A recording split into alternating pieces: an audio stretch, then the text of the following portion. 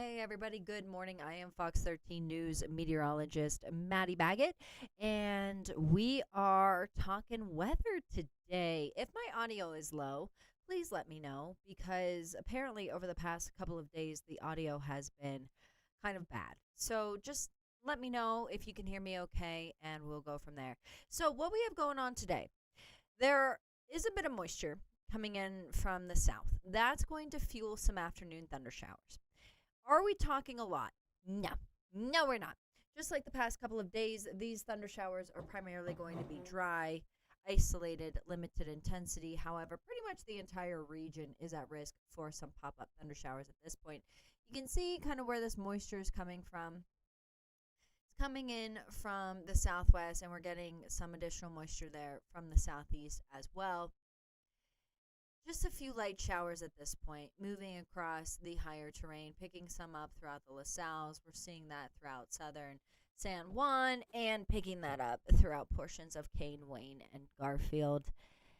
But honestly, mainly higher terrain pockets. So there's that surface low that's just going to continue to pump in that moisture, but overall dominated by high pressure, and that's what's influencing the lower levels. So, yes, there is the potential for a pop up thunder shower this afternoon, but honestly, most of us are going to be staying dry, guys. This isn't really anything to write home about. There is an upper level low that's going to be rolling on in from the Pacific Northwest. It's a really nice low. It had the potential of bringing us some rain. However, it is going to stay well off to the west. So what it is going to produce is it's going to produce those strong gusty winds, and because the surface, levels, water levels at the surface are incredibly low, it's going to dry a lot of things out additionally. So that could cause some fire weather concerns. Relative humidity will be low, and that's what those winds do. They kind of just suck all the potential moisture out. And because it's stationed where it's stationed, I would imagine that for Tuesday, I would imagine red flag warnings are going to pop up across western Utah. And then for Wednesday, I would imagine red flag warnings are going to pop up across eastern Utah. Winds right now relatively calm. We have that boundary. It's well off to the south of us, so it's just going to be bringing in some gusty winds this afternoon. And then take a look at tomorrow. Tomorrow is when we're going to be dealing with wind gusts, probably over 55 miles per hour. I would imagine a wind advisory and a red flag warning will be put into place. Or at least I should say, I'd be surprised if we didn't have both or one or the other. And then Wednesday, they'll shift a little bit, becoming more widespread, but still very breezy. Temperatures are already in the upper 60s, low 70s. It's pretty warm out there to start things off for the day. Hanksville, low 70s, mid 70s for Moab, upper 60s for Blanding, mid 50s for Bryce, low 70s for St. George, low 70s Page, low 70s for Salt Lake. Quick warm up. We'll make it to the upper 70s, low 80s by about noon. Today's highs, upper 80s, a bit on the cloudy side because of those showers. And here's the rest of the state.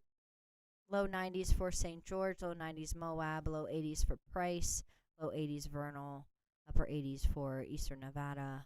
We're seeing mid to upper 80s across northern, north central, a little bit cooler for Evanston, but that's still a pretty comfortable temp. So here's what risk we're talking about today. Isolated, short-lived, limited intensity. Biggest threat today will be the gusts coming in from the downdraft off of those thunderstorm cells. Very typical to what we've been seeing the past couple of days, with the bark being worse than the bite. But the bite has the potential of be kind of gnarly today with those winds.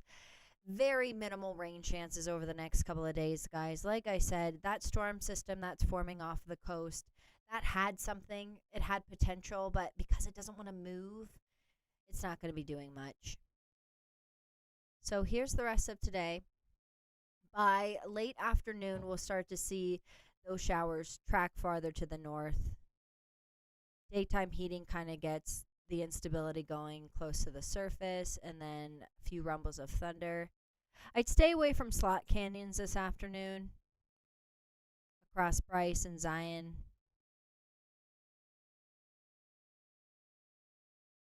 I'll go through that again. Threat doesn't look to be crazy, but it's there. Some of these cells definitely look stronger. Yeah. And then into tomorrow, we'll continue to see that rain chance. Not much rain, if any, will impact the city. It's going to stay fairly mild. There's the rest of today, and then there's that nice little low. But because it's going to kind of station itself over Northern California and Western Nevada, it's not really going to impact us much here at home. But you can see we're going to get that southwesterly flow.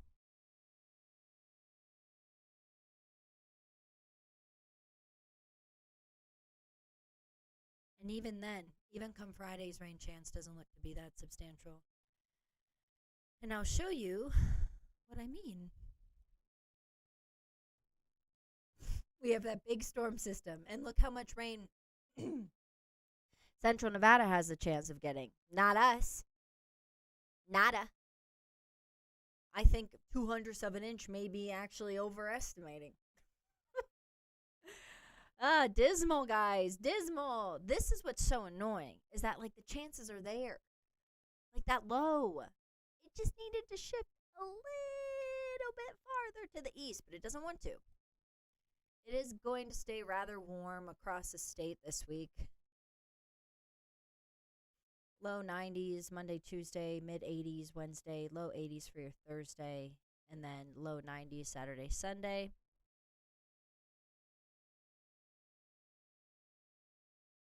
With that storm system, we will dip down a little bit. But even the chance for some showers on Friday doesn't look like it's going to be doing much. By Sunday, we'll be back to the upper 70s, low 80s. I do have about 50 people on stream right now, so I will just go through this futurecast one more time. It's a mild start, a little bit breezy. Those winds will pick up this afternoon. Moisture coming in from the south, starting to impact central Utah. Mountain showers. So we're talking mainly for elevations above 6,000. The surface is so dry. Could be some localized downpours, but as far as it causing any damage, that is going to come from the winds. I don't think rain will have much of an impact, except for the slot canyons. Those could fill up pretty quickly, but the water levels are so low, so I'm honestly not too worried about that. But localized downpours, definitely a possibility tonight into early tomorrow morning. We'll continue to see that, mainly to the east of 15. And then more active conditions by tomorrow afternoon. Ooh, that could be nice. Let me see here. Stand by.